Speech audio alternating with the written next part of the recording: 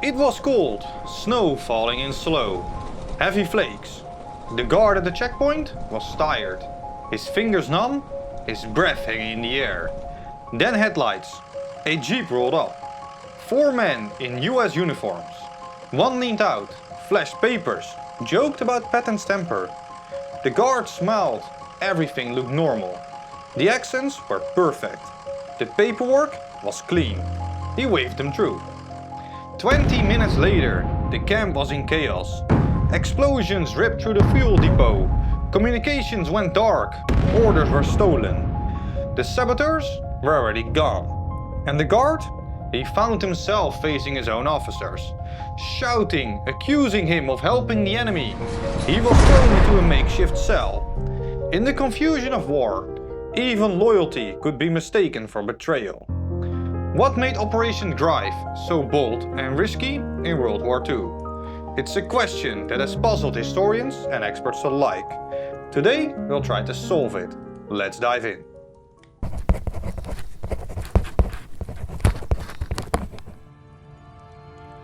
In the autumn of 1944, Nazi Germany faced immense challenges. On the Western Front, Allied forces had successfully landed in Normandy in June and were advancing through France, liberating territories and pushing towards Germany's borders. On the Eastern Front, the Soviet Red Army was making significant gains, reclaiming vast areas and threatening Germany from the east. The German military was stretched thin, suffering from dwindling resources, low morale and increasing casualties. Adolf Hitler, determined to turn the tide of the war, conceived a bold plan. Launched a surprise offensive through the Ardennes forest, aiming to split the Allied forces, capture the strategic port of Antwerp and force a negotiated peace on the Western Front. This plan was codenamed Wacht am Rhein, Watch on the Rhine, which would later be known as the Battle of the Bulge. To support this offensive, Hitler envisioned a special operation to sow confusion and disrupt Allied operations behind their lines. He summoned Otto Skorzeny, a Waffen-SS officer, renowned for his daring rescue of Italian dictator Benito Mussolini in 1943. Hitler tasked Skorzeny with leading a unit of German commandos disguised in American uniforms to infiltrate Allied lines, spread misinformation and capture key bridges over the Meuse River. This covert mission was named Operation Greif.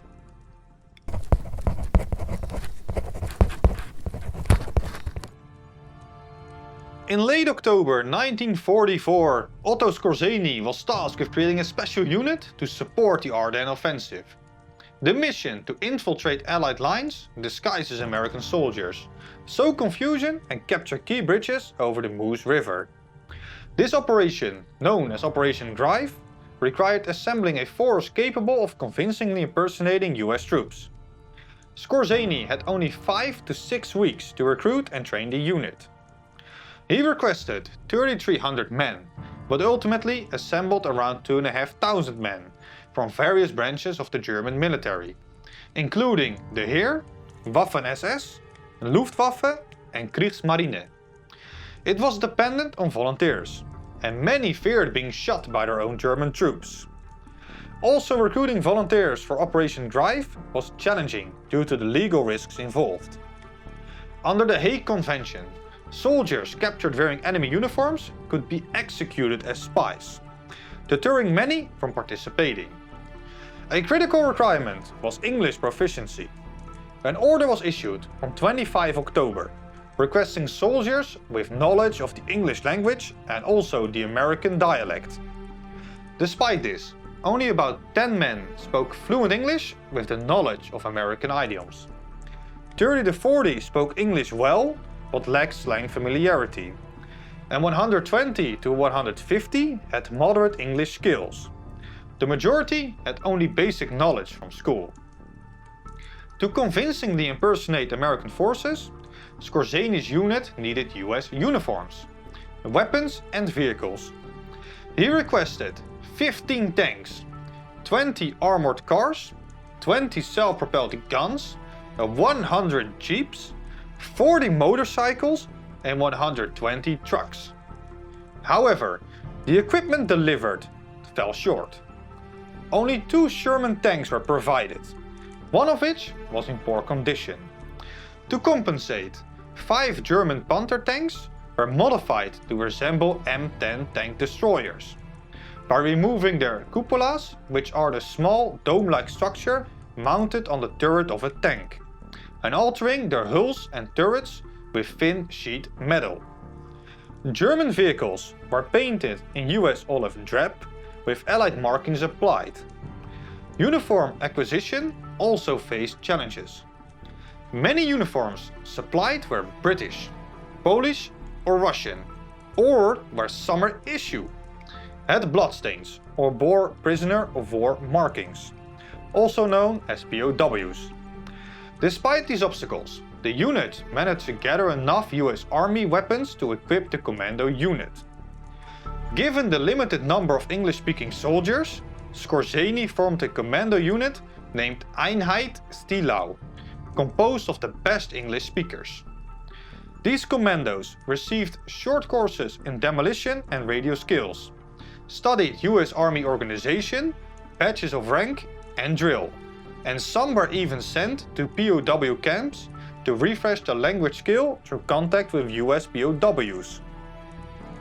To prevent friendly fire incidents, Skorzeny's men used various identification methods, displaying a small yellow triangle at the rear of their vehicles, keeping tank guns pointing in the 9 o'clock position, wearing pink or blue scarves, removing helmets, and using blue or red torches flashes at night. Despite the numerous challenges, Skorzeny's efforts culminated in a unit prepared to execute one of the most audacious deception operations of World War II.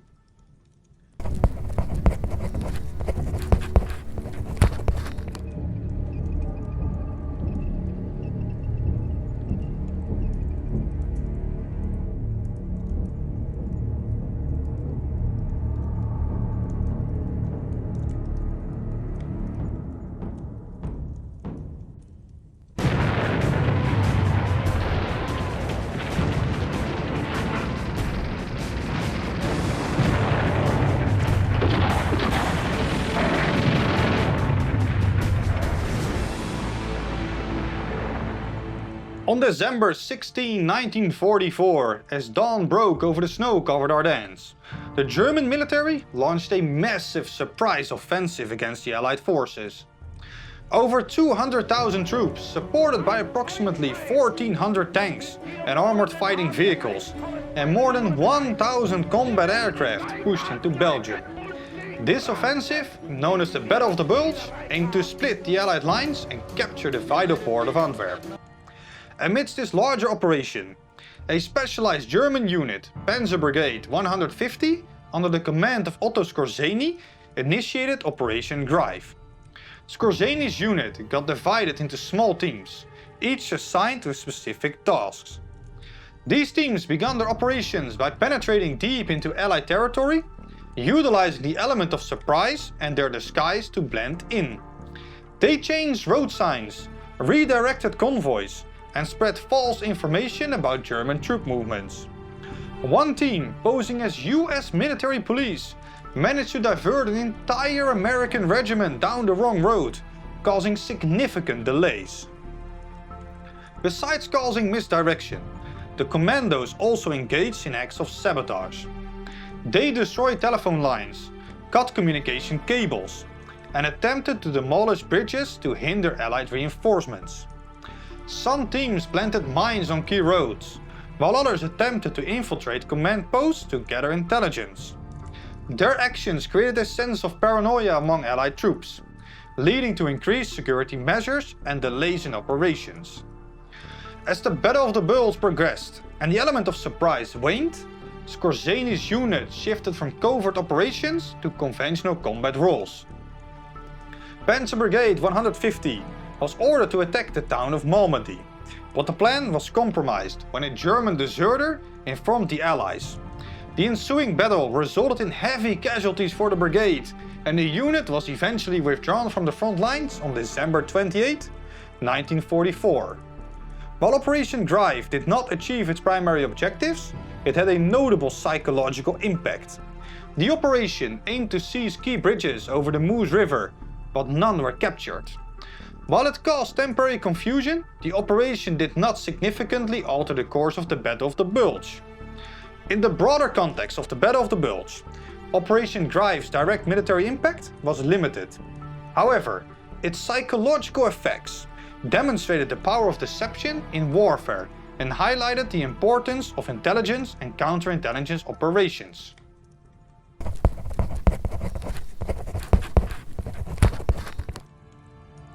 While Operation Greif was unfolding, reports of infiltration spread among the Allied forces, causing chaos and paranoia. Soldiers became suspicious of their comrades, leading to harsh security measures. Checkpoints were established and troops were quizzed on American culture, such as baseball scores and state capitals, to verify their identities. Even high-ranking officers, including General Omar Bradley, were temporarily detained due to mistaken identity. The fear of assassination plots targeting senior leaders led to significant changes in command behavior.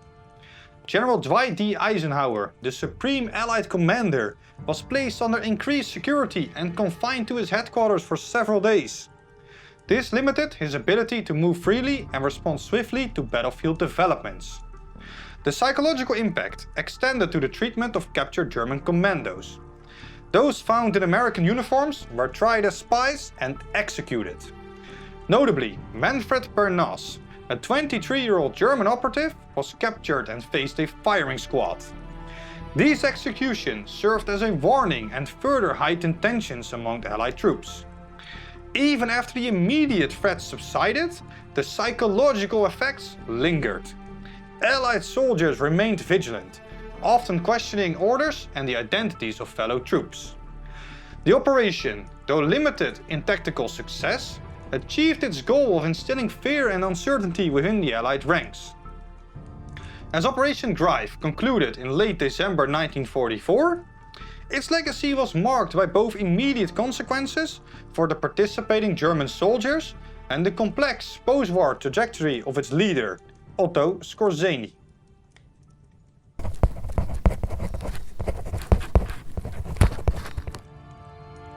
The German soldiers who infiltrated behind enemy lines during Operation Greif faced severe repercussions upon capture. Disguised in American uniforms, many were apprehended by Allied forces and tried as spies. This was a death penalty. Notably, 3 operatives, Manfred Pernas, Gunther Billing and Wilhelm Schmidt, were executed by firing squad on December 23, 1944. In total, 319 German commandos were killed in action, 540 were wounded and 450 were captured during the operation. Of those 450 captured, 23 were caught in Allied clothing, 18 were tried for espionage and executed. The remaining 432 captives weren't in American uniforms, didn't engage in combat or sabotage while disguised, or couldn't be definitively proven guilty, so they were held as standard POWs. Otto Skorzeny, the mastermind behind Operation Greif, was captured after the war and tried as a war criminal at the Dachau trials in 1947. He faced charges for allegedly violating the law of war during the Battle of the Bulge, specifically for the improper use of American uniforms. However, the tribunal cleared Skorzeny and his co-defendants of the charges, distinguishing between the use of enemy uniforms for deception and their use during combat. The court found insufficient evidence that Skorzeny had ordered his men to engage in combat while disguised. In 1948, while awaiting the decision of a denazification court, Skorzeny escaped from an internment camp with the help of former SS officers disguised as US military police. He fled to Spain, where he lived under the protection of Franco's regime. During his time in Spain, Skorzeny engaged in various activities, including working as a military advisor to Egyptian President Gamal Abdel Nasser, and allegedly assisting the Israeli Mossad in operations against former Nazi scientists working for Egypt. Skorzeny died of lung cancer on July 5, 1975 in Madrid, at the age of 67. His funeral in Madrid was attended by former SS colleagues and his ashes were later laid to rest in Vienna. The aftermath of Operation Greif underscores the complexities of wartime ethics and the divergent paths of those involved. While many of Skorzeny's men faced swift and fatal justice, their leader navigated a post-war world fraught with contradictions, ultimately evading accountability and influencing global affairs from the shadows.